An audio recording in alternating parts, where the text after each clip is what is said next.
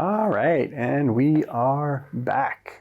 We are back. So before I start this video, I just want to say it's been coming up to about 6 months since I've been doing this consistently every single week, and I've gone from maybe 300 subscribers, mostly probably family and friends and people that felt sorry for me, to going to close to about 7,000 followers on YouTube. And I mostly did this content because I felt it was a way for me to organize my thoughts and kind of force myself to research more and learn more, which is probably the biggest advantage or the biggest plus in doing this. But it's obvious people are interested in what I have to say, and I'm hoping as I progress, I get better. And I just wanted to say a big thank you to anybody that's actually watching this, because sometimes it feels like you're talking into a void, to be very honest. And it's very humbling for me to know that people do reach out sometimes and say very nice things. And apart from the people that don't say nice things, but it's part of the package, I guess. Just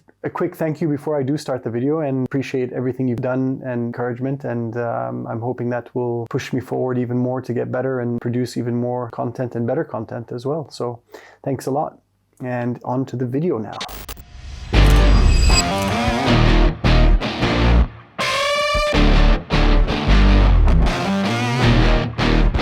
Do you know people that are usually always cold? Do you sometimes feel like a human popsicle in winter and wonder, could this possibly be good for me? Well, one of the things I'm maybe very interested in is understanding heat and cold exposure. And today we're going to be talking about the cold part of it. Surprisingly, cold exposure might be your ticket to a healthier life. And this is probably all thanks to something called brown fat. So let's chill and spill the facts in this video.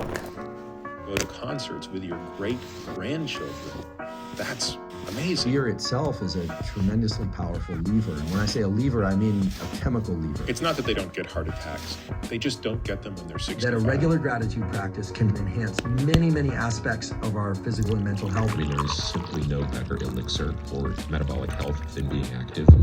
All right, hello frosty friends and fitness fanatics. Welcome back to the channel where we make science as fun as a snowball fight. Today we're going to talk about brown fat, and this is something that I didn't know much about, so I did a bit of research about it and I wanted to share that with you. Keep in mind that this isn't the stuff that you find in a steak, but a cool player in your body that would rev up your health engine. So what is brown fat? What is this all about? When I first heard about it, I had a picture in my head of barbecued fat. Yeah, turns out that it isn't the same. Simply put, it's like the body's cozy little fireplace, tucked away in specific areas in the body and packed with energy-burning mitochondria. And just remember that mitochondria is the powerhouse of cells. So, unlike its lazy cousin, white fat, brown fat gets to work burning calories to keep you warm. So, we're understanding the concept of the importance of brown fat. The body is so unbelievably efficient at how it keeps us functioning and surviving in some cases that it's just a phenomenal thing to understand that these things exist within the body. In addition to brown fat, brown adipose fat, there is white adipose fat, and to my surprise, even beige adipose fat. Crazy stuff. So what triggered all this was basically a study in 2017, which I'll link below. I'll put on the screen here. That showed us some interesting details. So brown fat can grow and shrink based on the body's noradrenaline levels. This means with the right triggers, we can turn up the heat on this fat burning powerhouse and increase the amount that's in the body. I want you to look at the scans that I have on the screen right now, and the before, which is A, and after, is showing us after a short-term cold exposure, what happens to the body. And you can see clearly that the amount of brown fat or adipose fat has increased. I want you to think about brown fat like being your personal trainer, and this person is helping you lose weight and it's allowing you to increase your metabolism. But having said that, everything in moderation is critical. So we don't want to overdo the cold exposure and we don't want to jump into the deep end just yet. You need to gradually build that up, and there's many ways that you can do that. Keep in mind that if you expose yourself too much, there are health risks associated with that. So go into moderation and don't go crazy. So one of the things that I thought was fascinating, and I was reading about it, in a lot of countries, specifically within Europe, the Scandinavian countries, Russian and Eastern European areas where it does get quite cold, a lot of people actually expose their babies or their newborns to cold immediately and do that consistently. It was more of a tradition, but there's a lot of science behind it that the kids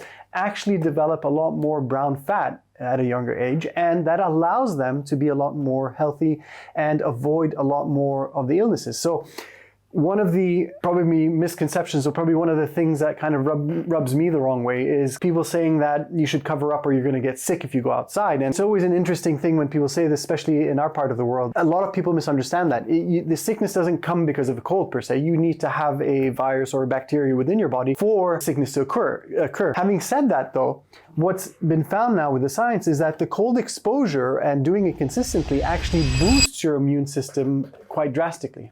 So if you are the person that kind of avoids the cold, stays extra warm during the cold time, then actually you're doing yourself a disfavor rather than actually helping yourself build the immunity for later on. Now, one funny story is when I went to university and I had gone to Canada to study, and the first time I got sick, and obviously in Canada it's quite cold there. I remember it was January and I had kind of left the gym and I was a bit sweaty and it was cold outside. It was like minus a million, I think, or somewhere close to that. I got sick the next day. So I had kind of gone to the doctor, talking to him, and I had told him that I think I'm sick because I left the gym sweaty and it was cold outside. Now, listening to myself now, I must have sounded fantastic to this doctor. He kind of looked at me in a very bizarre way, like I was an alien, and I tried to explain it to him again. I was hot, I came outside and it was cold, so obviously I got sick. And again, he looked at me, he said, they're not related to each other. Now, the older I am and slightly wiser maybe, I realized that that wasn't true. It was probably myself getting sick, coincidence of that.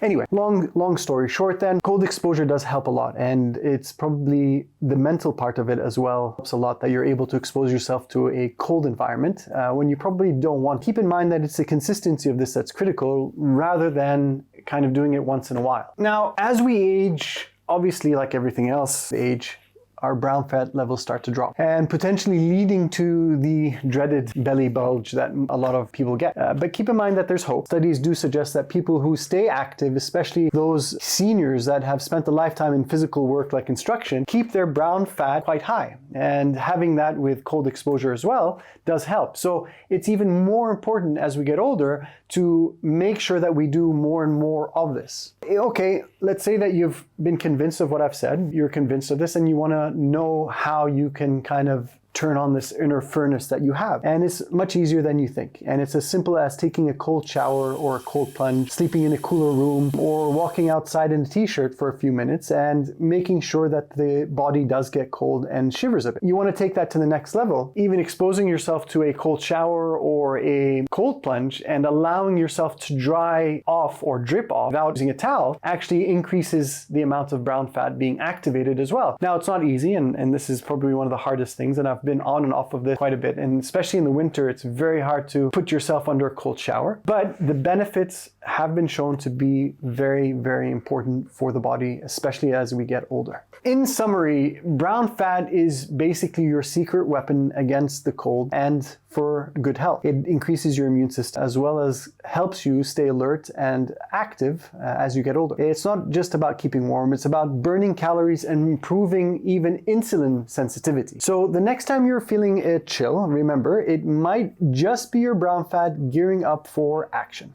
Thanks for watching, everybody. If you enjoyed this frosty dive into brown fat, hit the like button below. Subscribe would be fantastic. It doesn't cost you anything, and even share it with people that might benefit from this. Remember, sometimes being cold can be a warm path to health. And we are out. See you in our next video. Bye-bye.